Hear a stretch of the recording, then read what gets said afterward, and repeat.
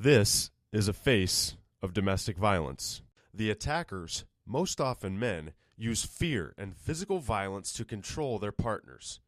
The number 2 cause of death among American women under 50 is being killed by their spouse. And today, anti-abuse advocates are working together to get men of all ages to take off the mask of what it means to be a man. I coined the phrase, we could call it real men, real talk. And we would invite men to come out once a month, sit together for an hour, and just have conversations and discussions, real conversations about manhood, masculinity, and what our responsibility is in terms of our interactions with women and children. Led by 100 black men, Real Men, Real Talk recently hosted its first meeting to start a dialogue and re-examine who they are. They see what the community needs and how intimate conversations can change the trend of domestic violence towards women. Nationwide, more than 11,000 women were murdered in 2012 by their current or ex-male partners.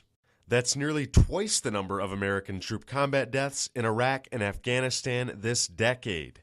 Those of us who are bystanders, who are witnessing, we have to be empowered to intervene and stop it before the violence occurs. And I think that part of the work that we do, that's where our work comes in.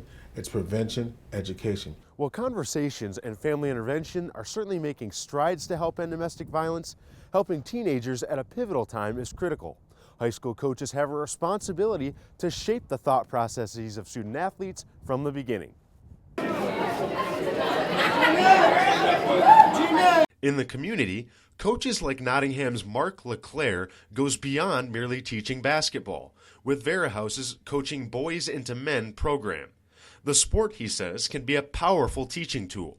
Equally important, showing athletes how integrity, teamwork, and respect relate to relationships with women. Making that connection changes their mindset before any bad habits start to develop.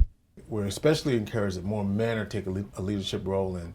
And we think that athletes, as young boys in particular, young athletes in particular, they have a very important role in their influence on other young men and women that they come into contact with. And if they're doing it right and they're setting the example, it's likely that others will too. There is more work to be done in ending domestic violence against women, but organizations like 100 Black Men, Vera House, and Nottingham High School are teaching and inspiring men of all ages to look to themselves for change. Geoffrey, Chiles, NCC News.